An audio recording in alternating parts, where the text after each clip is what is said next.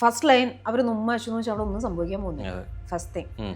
Second, ഗിസേല് പറഞ്ഞ മാതിരി അവർ രണ്ടുപേരും ഇൻഡിവിജ്വൽ ആണ്, കമ്മിറ്റഡ് അല്ല, ഭർത്താവില്ല, ഭാര്യ ഇല്ല, സംഭവങ്ങളൊന്നുമില്ല.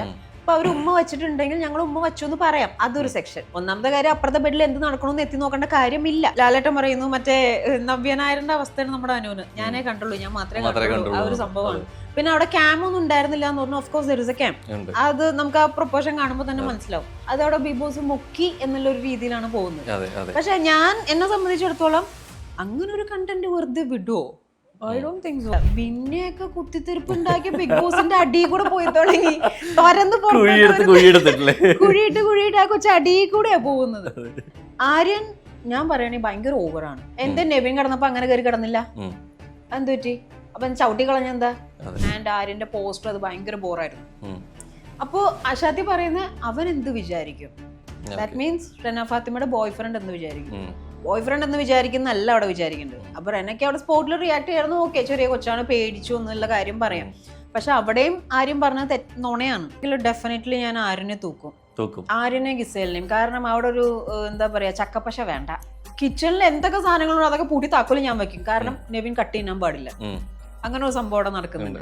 അവിടെ ഗ്രൂപ്പീസ് ഇല്ല എന്ന് പറഞ്ഞാലും എവിടെയൊക്കെ പറഞ്ഞാലും ഇവര് രണ്ടുപേരെയും സ്പ്ലിറ്റ് ആക്കണം, ആര്യനും ഗിസേലും. ഈ പറഞ്ഞ മാതിരി പിന്നെ ആര്യനും ഗിസേലിനും മാറ്റി കിടത്തിയാലും പുതപ്പ് കൊടുക്കില്ല. പുതപ്പില്ലാതെ കിടന്നാൽ മതി. ലക്ഷ്മിയുടെ സംസാരം കേട്ടപ്പോൾ അവർ വിചാരിച്ചു മുന്നിൽ ലക്ഷ്മി കയറി പിടിച്ചിട്ടുണ്ടാവുന്നു. സംസാരിക്കുന്നത് ഇയാള് കണ്ടിട്ട് പോലും ഇല്ല. സീസൺ 7 അതിന്റെ പകുതി ദിവസങ്ങൾ പിന്നിട്ട് മുന്നോട്ട് പോവാണ്. അതിനിടയ്ക്ക് പല അഭിപ്രായ വ്യത്യാസങ്ങൾ വരുന്നുണ്ട്. സീസൺ അത്ര വൈബല്ല, ഗുഡല്ല എന്നുള്ള അഭിപ്രായങ്ങളിലായിരിക്കും പോകുന്നത്. പക്ഷെ അത്തരത്തിൽ സീസൺ 5 വന്ന് വൈബുമാണ് ഗുഡുമാണ് എന്ന് പറയിപ്പിച്ചൊരു മുതലുണ്ട്, വൈബർ good Devu. So welcome. Thank you so much. And ബേബിക്ക് അകത്ത് കണ്ടു, ബേബിക്ക് പുറത്ത് കണ്ടു, ഇപ്പൊ ബേബിക്ക് അകത്തുള്ളവരിന്ന് ക്രൂശിച്ചുകൊണ്ടിരിക്കുകയാണ്.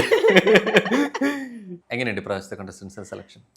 ഒന്നാമത്തെ കാര്യം, ഇതിനെ പറ്റിയിട്ട് അങ്ങനെ ആധികാരികമായിട്ട് പറയാനുള്ള ഒരു സംഭവം എനിക്കില്ല. ഞാനും ഒരു എക്സ് കണ്ടസ്റ്റന്റ് ആണ്. അപ്പൊ അതിന്റെ ഉള്ളിൽ കേറുമ്പോ മൊത്തത്തിൽ പകച്ചു പോകും. നമ്മൾ വിചാരിക്കണ പോലെ ഒന്നല്ല. പക്ഷെ എന്നാലും ആദ്യത്തെ ഒരു കുറച്ച് സമയം കഴിയുമ്പോൾ നമുക്കൊന്ന് ബാക്ക് ടു നോർമൽ ആവാൻ പറ്റും. പക്ഷെ ഇതിനകത്ത് ഇല്ല, മെയിൻ വിഷയം എനിക്ക് ഫീൽ ചെയ്ത് എന്താന്ന് വെച്ചാൽ സ്വന്തമായിട്ട് ഒരാളും ഒന്നും ചെയ്യുന്നില്ല. ഇപ്പൊ അനീഷ് ഒരു 2 ആഴ്ച അനീഷിനെ പുറകെയായിരുന്നു പോയിരുന്നത്. അത് കഴിഞ്ഞിട്ട് പിന്നെ മെയിൻ ഇതിനകത്ത് ഹൈലൈറ്റ് എന്താന്ന് വെച്ച് കഴിഞ്ഞാൽ ആസ് ഓഫ് നൗ ഒരു 4-5 കുലിസിതം കഴിഞ്ഞു. അത് ഇതിൽ കൂടി വരുന്നു. ലൈക്ക് അതിപ്പോ പിള്ളേര് തന്നെ കാണുന്നതാണെങ്കിലും അതിന് കുറച്ച് സംഭവം കൂടി വരുന്നതായിട്ട് എനിക്ക് ഫീൽ ചെയ്യുന്നുണ്ട്. ഇത്തരം സംഭവങ്ങൾ നടന്നുകൊണ്ടിരിക്കുമ്പോൾ തുടരെ സംഭവിച്ചുകൊണ്ടിരിക്കുന്നുണ്ട്. പക്ഷെ ക്രൂ മെമ്പേഴ്സിന്റെ സൈഡിൽ നിന്ന് ഇത് എവിടെയൊക്കെയോ പലതും മറച്ചു വെക്കുന്നു എന്ന് തോന്നുന്നുണ്ടോ? ഇപ്പൊ ഉന്നയിക്കുന്ന വിഷയങ്ങളാണെങ്കിൽ പോലും ലാലേട്ടൻ പറയേണ്ട പല ഞാൻ കണ്ടിട്ടില്ല, പിന്നെ കാണാത്തൊരു കാര്യം നിങ്ങളിങ്ങനെ പറയുന്നത്. പരമോൾ ഫസ്റ്റ് ആര്യൻ ജിസേലിന്റെ കേസിൽ വന്നപ്പോഴാണെന്നുണ്ടെങ്കിൽ പോലും ഞാൻ കണ്ടു എന്ന രീതിയിൽ ഉറച്ചു നിൽക്കുന്നുണ്ട്. ഞങ്ങൾ ഇത്രയും നോക്കിയിട്ട് കണ്ടില്ല എന്ന് പറയുന്നു. പുറത്ത് ഇത്രത്തോളം വലുത് വിഷയമായി എന്നുള്ളത് മനസ്സിലാക്കാൻ പറ്റും അവർക്ക് എന്നുള്ളത്.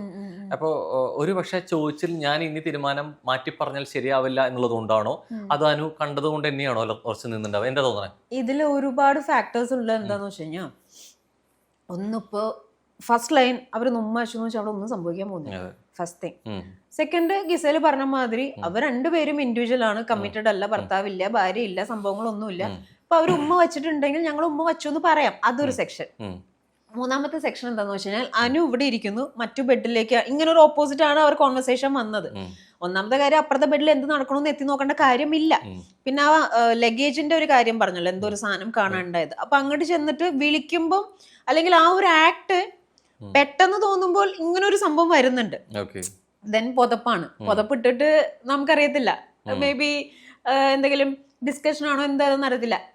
എന്നെ പോലെ തന്നെ ഇങ്ങനെ ഒരു ഫേസ് ടു ഫേസ് എനിക്കറിയത്തില്ല അവിടെ അങ്ങനെ സംഭവം നടന്നിട്ടുണ്ടോ. അവിടെ ഫേസ് ടു ഫേസ് ഇപ്പൊ കിസ് ചെയ്യുന്ന കാര്യത്തിലാണെങ്കിൽ പോലും ഇപ്പൊ ഹിന്ദി പോലുള്ള ബിഗ് ബോസുകളിലെ സംഭവം നടക്കുന്നത്. പക്ഷെ ഇവിടെ അത് ഇപ്പൊ രണ്ടുപേരും സിംഗിൾസ് ആണ്, വേറെ കമ്മിറ്റഡ് ആയിട്ടുള്ള കാര്യങ്ങളൊന്നുമില്ല. കഴിഞ്ഞ സീസണിലെ പോലുള്ള ബന്ധപ്പെട്ട വിഷയങ്ങളിലാന്ന് പറയുമ്പോഴും അതങ്ങനെ നോർമലായിട്ട് മലയാളം ഓഡിയൻസ് കാണുമെന്ന് തോന്നുന്നുണ്ടോ? ഒരിക്കലും കാണില്ല.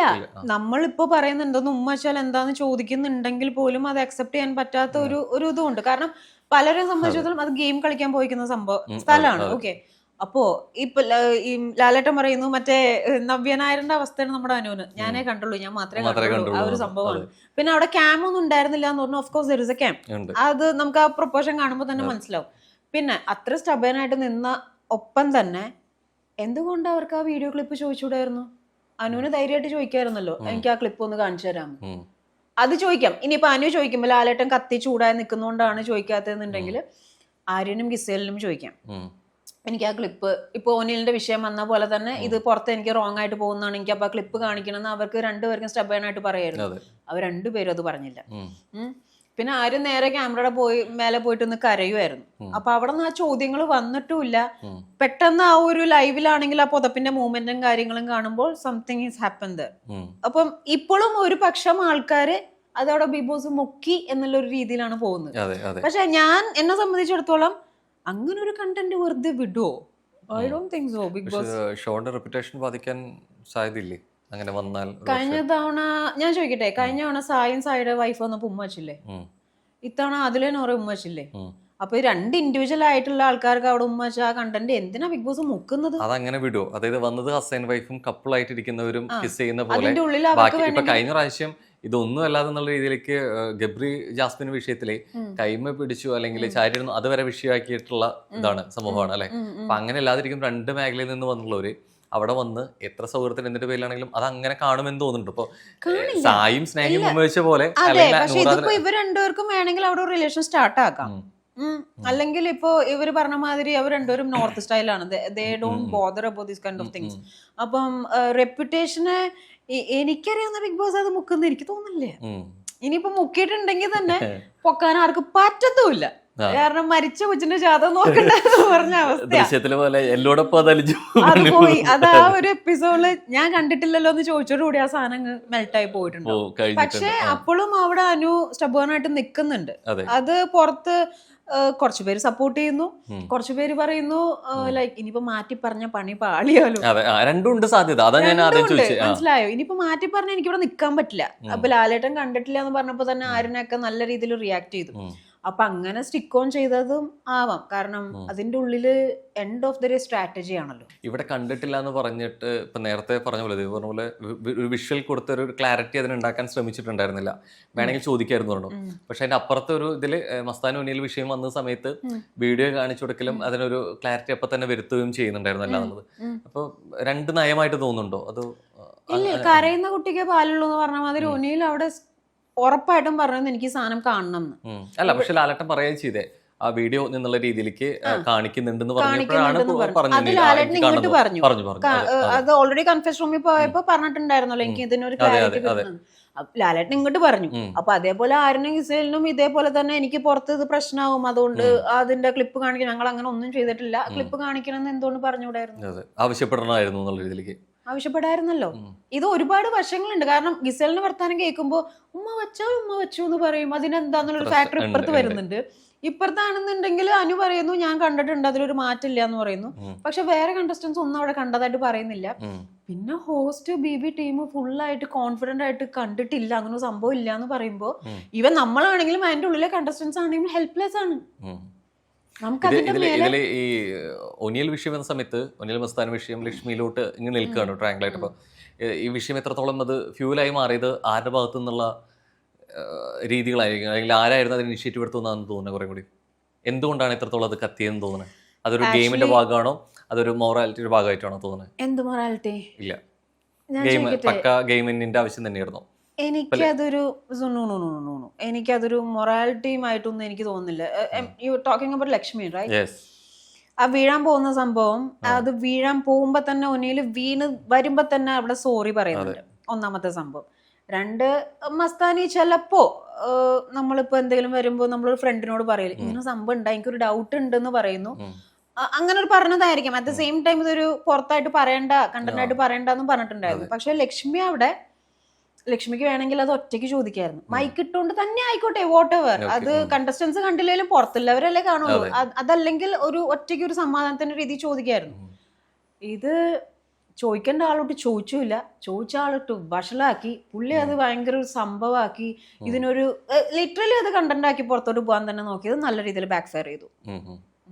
അതിന് മുമ്പ് എനിക്ക് തോന്നുന്നു ലാട്ട വരുന്നതിന് മുമ്പ് തന്നെ പുള്ളിക്കാരി ഇരുന്നിട്ട് സോറി പറയുന്നുണ്ട്. അത് അപ്പോഴാണ് ആ സമയത്ത്, പക്ഷെ അത് ഒന്നിയിൽ ആ സമയത്ത് ഡീൽ ചെയ്ത് ഭയങ്കര അടിപൊളിയായിട്ടായിരുന്നു. നന്നായിട്ട് അടിപൊളി. കാരണം എന്താണെന്നറിയാമോ, ഒരു കാര്യം ഞാൻ പറയാം, ലക്ഷ്മി ഡ്രസ്സ് മാത്രമല്ല അവിടെ എന്താ പറയേണ്ടെന്നുള്ള ഡയലോഗ് കൂടി പാക്ക് ചെയ്താ കൊണ്ടുപോയേക്കണം. അതിന് അപ്പുറത്തേക്ക് മാറുമ്പോഴാണ് അശാത്തി മിണ്ടാതായി പോകുന്നത്. രണ്ടാമത് അതിൻ്റെ ഉള്ളിലത്തെ ഒരു അറ്റ്മോസ്ഫിയർ എന്ന് പറഞ്ഞാൽ വളരെ വൃത്തികെട്ടൊരു അന്തരീക്ഷമാണ് അതിൻ്റെ ഉള്ളിൽ. കാരണം ഫ്രസ്ട്രേഷൻ, ഫുഡ് മര്യാദയ്ക്കില്ല, ടാസ്ക്, നോമിനേഷന്റെ ടെൻഷൻ, ജയിൽ ടാസ്കിന്റെ ടെൻഷൻ, ഇതൊക്കെ പോരാണ്ട് ഫാമിലി ആയിട്ടുള്ള മിസ്സിങ് എല്ലാം ഉണ്ട്. അപ്പൊ പെട്ടെന്ന് ഒനീലിനെ പോലെ, ഒനീൽ പറഞ്ഞ മാതിരി 42 വയസ്സുള്ള ഒരു വ്യക്തി, ഒരുപാട് കാര്യങ്ങൾ എക്സ്പെർട്ട് ആയിട്ടുള്ള വ്യക്തി, അഡ്വക്കേറ്റ് ആയിട്ടുള്ള ഒരു വ്യക്തിയുടെ നേരെ ഇങ്ങനെ ഒരു സംഭവം വരുമ്പോൾ, കാരണം ലക്ഷ്മി പറയുന്നുണ്ട് മൈക്ക് എടുത്തിട്ട് ഒരു കാര്യം ചോദിക്കട്ടെ, ഇങ്ങനെ കാര്യം ചോദിക്കുമ്പോൾ ഒനീല് മൈൻഡിൽ ഇല്ല ആ സാധനം. പക്ഷെ ഒനീലിനോട് ലക്ഷ്മി ചോദിക്കുന്നുണ്ടോ, അപ്പൊ താനത് വിട്ടുമല്ലേ. അപ്പൊ ഷീസ് ലൈക്ക് പോയിന്റിങ്, ഞാൻ അങ്ങനെ ചെയ്തു, നീ ഇപ്പൊ മാറ്റി പറയാന്നുള്ള രീതിയിൽ പറയുമ്പോ ഒനീല് ഹാൻഡിൽ ചെയ്ത പോലെ അവിടെ വേറെ ആരും ഹാൻഡിൽ ചെയ്യുന്ന എനിക്ക് തോന്നുന്നില്ല. കാരണം മെന്റലി ഭയങ്കര ഡൗൺ ആയിപ്പോ. അത് നന്നായിട്ട് ആള് ഹാൻഡിൽ ചെയ്തു. ഇത് ചോദിച്ചപ്പോ ലക്ഷ്മിയുടെ അടുത്ത് ഭയങ്കര ഹാർഷായിട്ട് റിയാക്ട് ചെയ്ത രീതി, ഒന്ന് ചിലപ്പോ ഒന്ന് പൊട്ടിക്കാൻ പോകും, അല്ലെങ്കിൽ ഒരു വൃത്തികെട്ട രീതിയിൽ അബ്യൂസ് ചെയ്ത് സംസാരിക്കുക, അതൊന്നും ഉണ്ടായില്ല. നൈസായിട്ട് ഹാൻഡിൽ ചെയ്തു.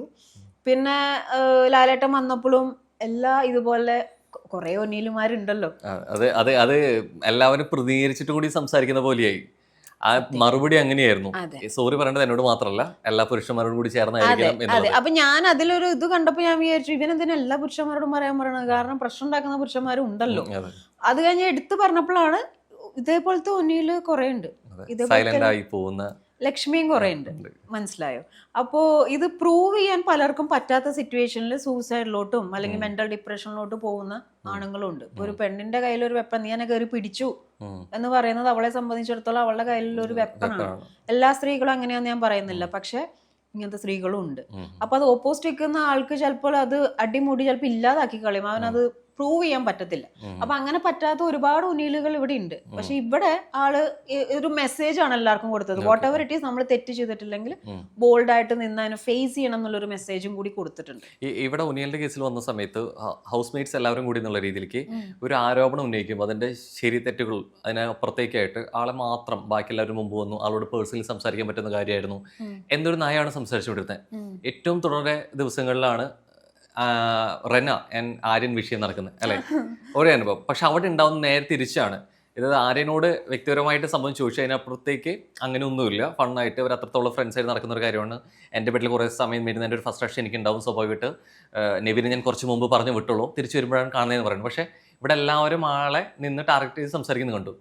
ഒരേ കാര്യം തുടർ സംഭവങ്ങളിലെ 2 തരം സമീപനം വരുന്നത് എങ്ങനെയാ?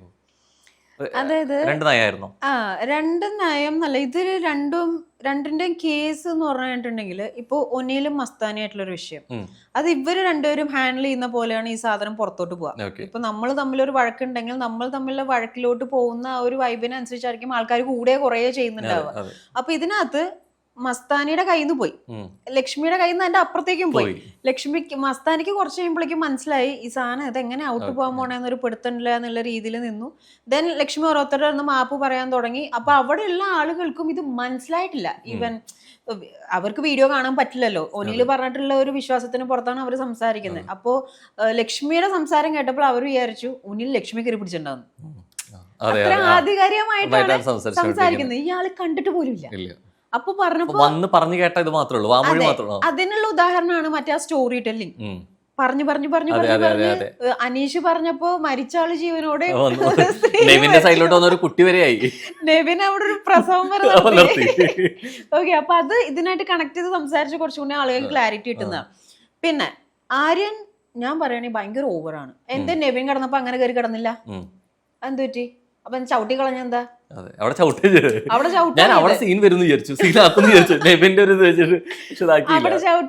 ഐ മീൻ ആ ഒരു രീതിയിലൊരു അപ്രോച്ച് വന്നില്ല. ഇവള് വന്നപ്പോ ആ രീതിയിലുള്ള ഒരു ആക്ട് അത് എനിക്ക് അത്ര ഓക്കെ ആയിട്ട് തോന്നില്ല. Like fun is fun. ഇപ്പൊ ഇവർ ഒരുമിച്ച് ബെഡിൽ കിടക്കുന്നുണ്ട് എന്താണെങ്കിൽ പോലും എപ്പോഴും ചിലപ്പോ ആ ഒരു ഇതിൽ നമുക്ക് അവിടെ ഓവർ തമാശ എടുക്കാൻ പറ്റിയെന്ന് വരില്ല, അവര് ചിലപ്പോ അത് എടുത്തു വരില്ല, ഞെട്ടല് വരും. പിന്നെ അവിടെ ബെഡിൽ എന്തെങ്കിലും കയറി കിടന്നു എന്ന് വെച്ചിട്ടുണ്ടെങ്കിൽ അവളത് ഫണ്ണായിട്ട് ചെയ്താണ്. ആൻഡ് ആര്യന്റെ പോസ്റ്റർ അത് ഭയങ്കര ബോറായിരുന്നു. അപ്പോ അശാത്തി പറയുന്ന അവൻ എന്ത് വിചാരിക്കും, ദാറ്റ് മീൻസ് റെന ഫാത്തിമയുടെ ബോയ് ഫ്രണ്ട് എന്ന് വിചാരിക്കും. ബോയ് ഫ്രണ്ട് എന്ന് വിചാരിക്കുന്നല്ല അവിടെ വിചാരിക്കുന്നുണ്ട്. അപ്പൊ റെനയ്ക്ക് അവിടെ സ്പോട്ടിൽ റിയാക്ട് ചെയ്യായിരുന്നു, ഓക്കെ ചെറിയ കൊച്ചാണ് പേടിച്ചു എന്നുള്ള കാര്യം പറയാം. പക്ഷെ അവിടെയും ആരും പറഞ്ഞത് നുണയാണ്. ആ. ഇങ്ങനെ നിക്കല്ല ചെയ്തേ. ആ പോസ്റ്റർ ശരിക്കും റോങ് ആയിട്ടുള്ള പോസ്റ്റർ ആണ്. അവിടെ ആയിരുന്നു പ്രശ്നം വന്നത്, അതോ റെന ഓൾറെഡി ബിന്നിയുടെ അടുത്ത് സംസാരിച്ചപ്പോ ബിന്നിയുടെ ഫ്യൂൽ വന്നതായിരുന്നു? ഇതെന്താ വിഷയം എന്നറിയോ, ആർക്കാണ് പ്രശ്നം വരുന്ന അവര് പറയുന്നില്ല. അതെ, ഒരാളുടെ കയ്യിൽ തീപ്പെട്ടിയാണെങ്കിൽ അടുത്ത ആളുടെ കയ്യിൽ പന്താണ്. അവരതെടുത്ത് ആളി കത്തിക്കാണ്, വീട് ഫുള്ള് കത്തിക്കുക. നീ അത് ആ ബിന്നിയും കൂടി പറഞ്ഞപ്പോ ആ കൊച്ചിന് ഒന്നും കൂടി വെപ്രാളായി, കരച്ചിലായി. പിന്നെ വേറൊരു കാര്യം എനിക്ക് പറയാനുള്ളത്, റെനയ്ക്ക് പിന്നെ ആ കിടന്നതല്ല വിഷയം. നീ മസ്താനിയെ പോലെ കഥ ഉണ്ടാക്കി പറയാണെന്ന് ആരും ഒരു കമ്പാരിസൺ പരിപാടികൾ നടത്തി. അതെ, അപ്പോ അക്ബർ പറയുന്നുണ്ട് നീ അങ്ങനെ ചെയ്തതല്ല വിഷയം, കമ്പയർ ചെയ്താണ് വിഷയം. അപ്പൊ തലേദിവസം വരെ കരഞ്ഞെന്തിനായിരുന്നു വിഷയം? അതാണ് ചോദ്യം. അവർക്ക് തന്നെ അറിയില്ല എന്താണ് ആക്ച്വലി പ്രശ്നം എന്നുള്ളത്. അപ്പൊ സ്റ്റിക്ക് ഓൺ ചെയ്യണ്ടേ? ഇപ്പൊ റെനയ്ക്ക് വേണമെങ്കിൽ പറയായിരുന്നു ഈ ഒരു ആക്ട് എനിക്ക് പറ്റിയില്ല, ആരിനോടും പറയായിരുന്നു. തമാശ ഇസ് ഓക്കെ, ബട്ട് ഇത് ഓവറാണ്, എനിക്ക് ഇഷ്ടമല്ല എന്ന് പറയായിരുന്നു. ഇത് ആ കൊച്ചു 2 വർത്താനം പറയും, 5 മിനിറ്റ് അലറും, പിന്നെയും പറയും അലറും. സോ അത്ര സ്റ്റേൺ ആയിട്ട് നിന്നിട്ട് സംസാരിക്കാനുള്ള ഒരു പവർ എനിക്ക് തോന്നുന്നില്ല. ബിന്നെയൊക്കെ കുത്തിത്തിരിപ്പുണ്ടാക്കിയ ബിഗ് ബോസിന്റെ അടിയിൽ കൂടെ പോയി തുടങ്ങി, തുരന്ന് കുഴിയിട്ട് ആ കൊച്ചു അടിയിൽ കൂടെയാ പോകുന്നത്. ഒരു സ്ട്രെയിറ്റ് ഫൈറ്റ് ഇല്ല, അതാണ് കുറച്ചുകൂടി ഭംഗി. ഈ ബാക്ക് സ്റ്റാബ് ചെയ്യുന്നേക്കാളും നല്ലത് നേരിട്ടുള്ള അടിയാണ്. ഇത് തൊരപ്പം തോറ്റുപോ. അമ്മാര് തുറക്കലാണ്. അന്നത്തേൽ തന്നെ ഇപ്പൊ വിഷ്ണുവായിട്ട് കണക്ട് ചെയ്തിട്ടുള്ള സീൻസ് പുറത്തോട്ട് ഭയങ്കരമായിട്ട് കൊണ്ടുവന്നു, അത്തരം ചർച്ചകളിലോട്ട് വന്നു.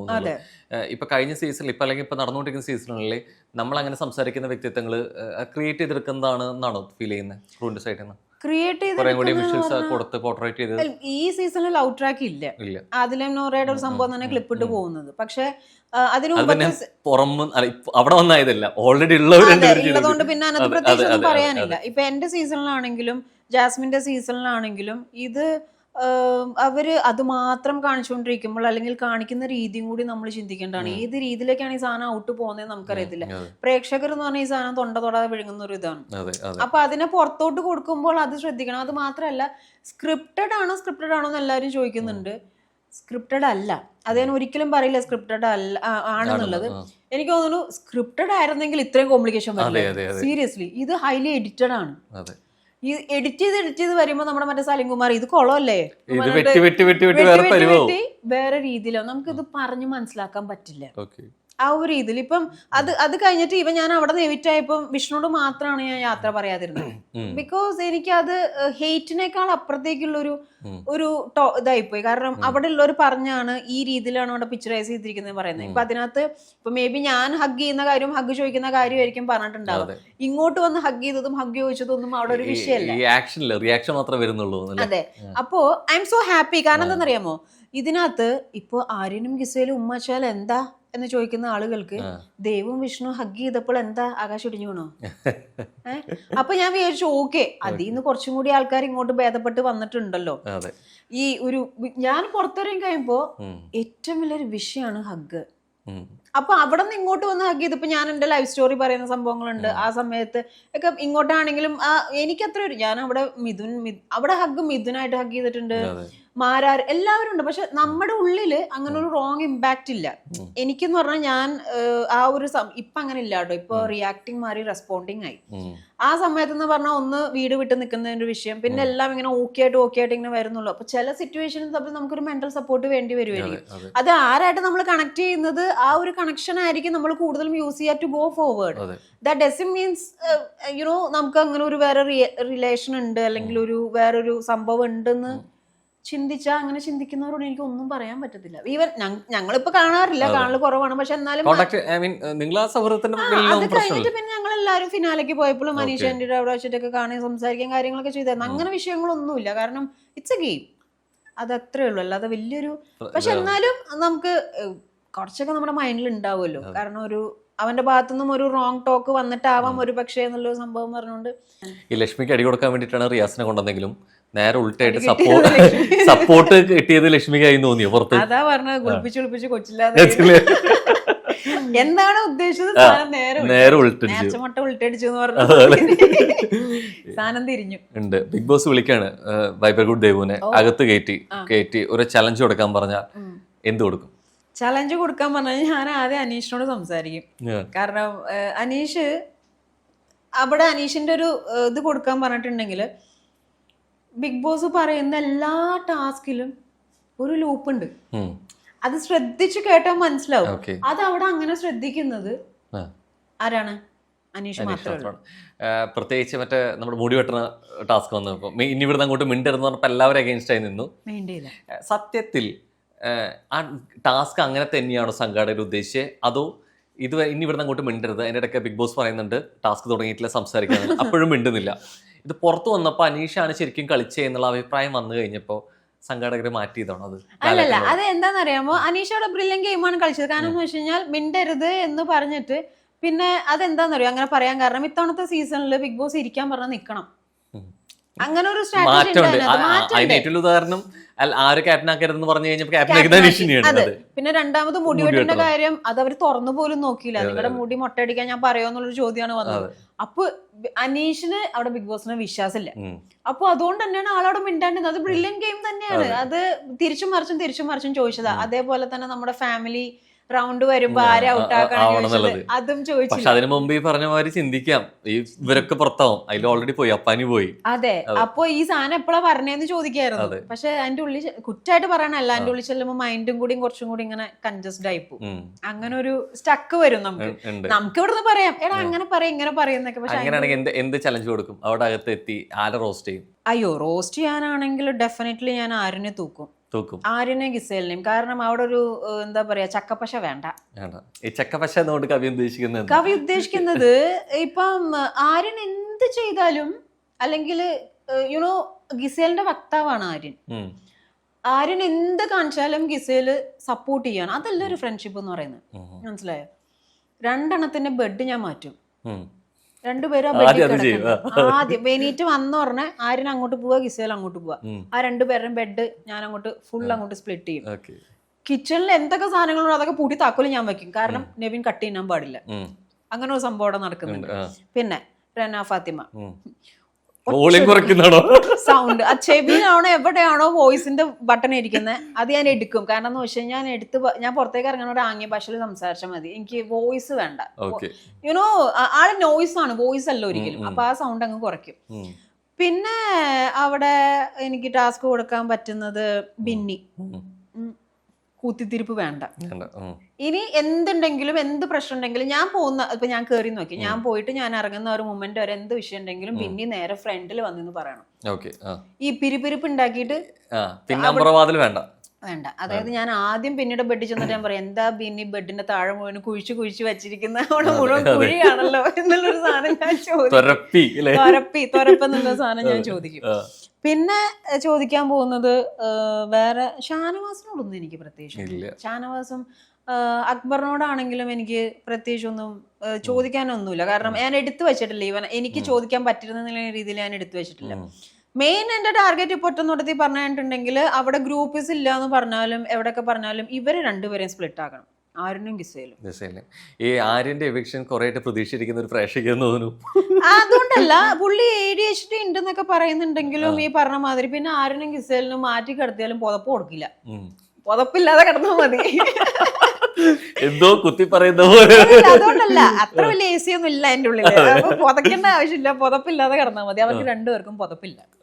പുറത്താണെന്നല്ല ഞാൻ പറയുന്നത്. ആള് കുറച്ച് ഭയങ്കര കളിമട്ട് പോലെയോ എന്തൊക്കെയോ കാട്ടിക്കൂട്ടുന്ന പോലത്തെ ഒരു സംഭവം. പിന്നെ ഞാൻ പറയും, പുറത്തെല്ലാരും ഫ്ലിപ്കാർട്ട് രൺബീർ കപൂർ എന്നാണ് വിളിക്കുന്നത്, you are not the ditto of Ranbir Kapoor. അത് ഞാൻ പറയും, കുന്നംകുളം ഒന്നും പറയാൻ പറ്റില്ല അവർക്ക്. അങ്ങനത്തെ മെയിൻ ഫ്രീ ആയിട്ട് ഇപ്പൊ ചലഞ്ച് കൊടുക്കണമെന്ന് പറഞ്ഞു. ഇപ്പൊ വൈബർ ഗുഡ് ഒരു കണ്ടസ്റ്റന്റ് ആയിട്ട് അവിടെ സെലക്ട് ചെയ്തു. അവിടെ ഫ്രീ ആയിട്ട് നിൽക്കുകയാണ്, ഒന്നും അറിയില്ല, ഒരു ഐഡിയ ഇല്ല. ഒരു 5 കണ്ടസ്റ്റൻസിന് തന്നിട്ട് ഇവരിൽ നിന്ന് ഓരോ ക്വാളിറ്റി എടുക്കാം, അല്ലെങ്കിൽ ക്വാളിറ്റി ആവണമെങ്കിൽ എന്തുവേണമെങ്കിലും എടുക്കാം നിന്ന് പിക്ക് ചെയ്യാൻ പറയുകയാണെന്നുണ്ടെങ്കിൽ ഈ 5 പേരിൽ നിന്ന് എന്തെടുക്കും? അനു കാരണം അവിടെ മോട്ടർ അടിക്കേണ്ട ആവശ്യമുണ്ടെന്ന് തോന്നുന്നില്ല, അതിനും മാത്രം കരയുന്നുണ്ട്. മറ്റേ ഷിപ്പില് പോണ സമയത്ത് ചെയ്ത പോലെ ഉപ്പ് നീക്കിയാൽ മതി, വെള്ളം നന്നായിട്ട് കൂടുന്നുണ്ട്. പിന്നെ പ്ലാച്ചി പോയോണ്ട് പിന്നെ ആള് കുറച്ചും കൂടി ഇനിയിപ്പോ നല്ല ഇതായിട്ട് കളിക്കും തോന്നുന്നു. പ്ലാച്ചിനെ എടുത്തെറിഞ്ഞത് ഒരു ക്ലൂ ആയിട്ട് കരുതുന്നുണ്ടോ? പ്ലാച്ചി അവിടെ വൺ ഓഫ് ദ കണ്ടസ്റ്റന്റ് ആയിട്ട് മാറിക്കൊണ്ടിരിക്കുകയായിരുന്നു. പക്ഷെ ഇമോഷൻസ് ഉണ്ടാവും. ഈവൻ എനിക്കും ഡോളുണ്ട്, ഡോളിന് ഇഷ്ടമൊക്കെയാണ്. പക്ഷെ അതിനകത്ത് 2 നയമുണ്ട് എനിക്ക് പറയാനായിട്ട്. അത് ഒന്നാമത്തെ കാര്യം എനിക്ക് തോന്നിയതാണ്, ഇവർ രണ്ടുപേരും ഗസ്റ്റ് ആയിട്ടല്ലേ കയറി ചെന്നേ. ഗസ്റ്റ് എന്തിനാണ് അതിന്റെ ഉള്ള ഹൗസ് മേറ്റ് അല്ലെങ്കിൽ അവിടുത്തെ സ്റ്റാഫിന്റെ ഒരു പ്രോപ്പർട്ടി എടുത്ത് എറിയേണ്ട കാര്യമില്ല. അത് മാറ്റി വെക്കാൻ പറയാനുള്ള റൈറ്റ് ബിഗ് ബോസിനാണുള്ളത്. അതായത് ഇപ്പൊ കുറച്ചുകൂടി വ്യക്തമായിട്ട് പറയുകയാണെങ്കിൽ ആ ഹോട്ടലിന്റെ ഓണറിനാണ് റൈറ്റ് ഉള്ളത് പ്ലാച്ചി എടുത്ത് കളയാനായിട്ടുള്ളത്. ഇപ്പൊ ബിഗ് ബോസിന് കുഴപ്പമില്ലാത്തടത്തോളം കാലം അത് അവിടെ ഇരിക്കാം, ഒന്നാമത്തെ കാര്യം. രണ്ടാമത് ഗസ്റ്റ് ആയിട്ട് ചെന്ന ഷിയാസ് പറയുന്നുണ്ട് ഞാൻ അനുവിന്റെ ബ്രദർ ആണെന്ന്. അവിടെ അനുവിന്റെ ബ്രദർ അല്ലേ, ഗസ്റ്റ് ആണ്.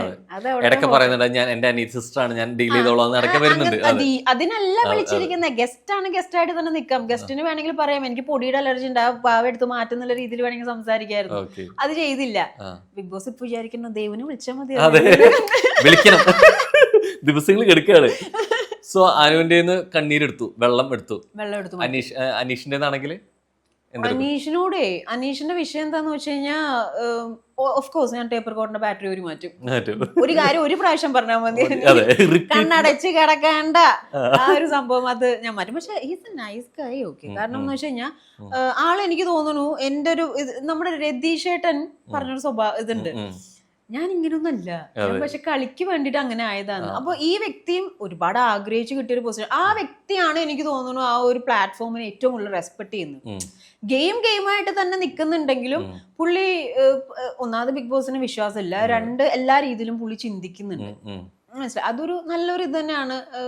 അതിലൊരു ഒള്ളി തിങ്ങി പറഞ്ഞ മാതിരി ഉള്ളൊരു ഇതില്ലേ, കുട്ടി കുട്ടി വാശികള്, ഇപ്പൊ ഇവിടെ തന്നെ ഇരിക്കണം എന്ന് പറയുന്ന ഒരു സംഭവം, റിപ്പീറ്റ് ചെയ്തിട്ടുള്ള സംസാരം, അത് വേണ്ട, അത് മാറ്റം നല്ലതായിരിക്കും.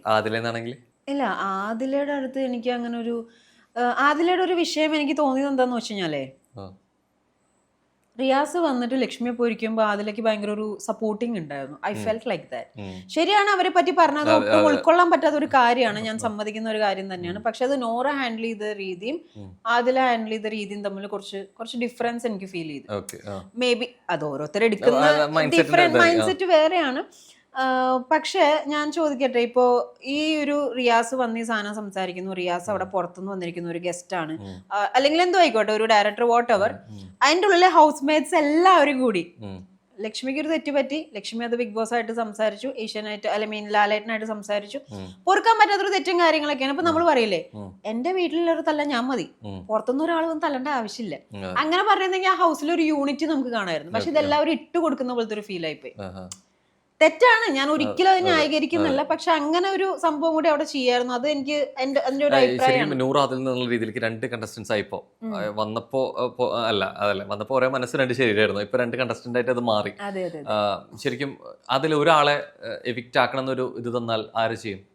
നൂറാതിലേ ആക്ച്വലി അവിടെ ഞാൻ അതാണ് എന്റെ ഒരു വൃത്തിയുടെ സ്വഭാവം അതാണ്. ഞാൻ അപ്പൊ അവിടെ കയറി ഭയങ്കര ടച്ച്ഫുൾ ആവും. കാരണം എന്ന് വെച്ച് കഴിഞ്ഞാല് അവരെ രണ്ടുപേരും കൂടെയാണ് അതിന്റെ ഉള്ളിലോട്ട് കയറ്റിയത്. നമ്മൾ ബട്ടർഫ്ലൈ പൂമ്പാറ്റ എന്നും പറഞ്ഞ പേരിടുകയും ചെയ്തു. ഇവരെ വീട്ടിൽ നിന്ന് കൊണ്ടുവന്നതും സെലക്ട് ചെയ്തതും നിങ്ങൾ രണ്ടുപേരും കൂടി കയറിക്കോ എന്ന് പറഞ്ഞിട്ടാണ്. രണ്ടുപേരാണെങ്കിലും ഒരാളെന്നുള്ള രീതിയിലാണ് കയറ്റി വിട്ടിരിക്കുന്നത്. അത് കഴിഞ്ഞിട്ടാണ് പെട്ടെന്ന് ഈ സ്പ്ലിറ്റ് വന്നിരിക്കുന്നത്. അപ്പൊ സ്പ്ലിറ്റ് വന്നു കഴിയുമ്പോ ഞാനിപ്പോ കുറച്ചു മുമ്പ് കൂടി പറഞ്ഞോളൂ, ബിഗ് ബോസ് ആ വൃത്തിയായിട്ട് കാണിക്കും. കുറച്ച് കഴിയുമ്പോ അവരും എക്സ്പെക്ടഡ് ആണ്, അത് പറയുമ്പോ പറയുന്നുണ്ട് അതില ഞങ്ങൾ പ്രതീക്ഷിച്ചിരിക്കാൻ. അതെ, അതില് അത് എക്സ്പെക്ട് ചെയ്യുന്നുണ്ട്. പക്ഷേ അതിലിപ്പോ എനിക്ക് തോന്നുന്നു അത്ര ഒരു മെന്റൽ ബ്രേക്ക് ഡൗൺ അതിലേക്ക് ആയിരിക്കും കുറച്ചും കൂടി ഒരു ബ്രേക്ക് ഡൗൺ വരിക. കാരണം അതിങ്ങനെ നോറ ഇങ്ങനെ ഇങ്ങനെ ഇങ്ങനെ ഇങ്ങനെ പാമ്പർ ചെയ്ത് ഇങ്ങനെ നടക്കുന്നുണ്ട്. അപ്പം എനിക്കത് ഫ്രം മൈ ഹാർട്ട് എനിക്ക് അവരെ സ്പ്ലിറ്റ് ചെയ്യാൻ ഇഷ്ടമല്ല. അപ്പൊ ഞാൻ പുറത്താക്കാൻ പറഞ്ഞാൽ റോസിക്ക് തന്നെ ഇഷ്ടമല്ലെങ്കിൽ റോസി പോയി. അപ്പൊ അതുകൊണ്ട് എനിക്ക് താല്പര്യമില്ല. കാരണം അവര് നിക്കുന്നുണ്ട്. കാരണം എന്താണെന്നറിയാമോ, ഒരു നല്ല രണ്ട് കണ്ടസ്റ്റൻസ് ആയതുകൊണ്ട് ഇനി ഒരാൾക്കേ നിലനിൽപ്പുള്ളൂ അല്ലെ. ഇനി രണ്ടുപേർക്ക് ഒരുമിച്ച് യാത്രയില്ല. മറ്റേത് പോവാണെങ്കിൽ ഒരുമിച്ച് പോകുമ്പോൾ അകത്താണെങ്കിൽ അകത്തെന്ന് പറയാൻ പറ്റില്ല. പിന്നെ വേറെ നമുക്കൊരു ഇതിന് ഓഫ് കോഴ്സ് ഇത് ഗെയിമാണ്, ഇതിനകത്ത് വേറെ ഇമോഷൻ കാര്യങ്ങളൊന്നും ഇല്ല എന്ന് പറഞ്ഞു കഴിഞ്ഞാലും ബിഗ് ബോസ് പറയണത് പറഞ്ഞിട്ട് പോകാൻ പറ്റില്ല എന്ന് പറയുമ്പോൾ എനിക്ക് തോന്നുന്നു അതിലേ പറയുമായിരിക്കും.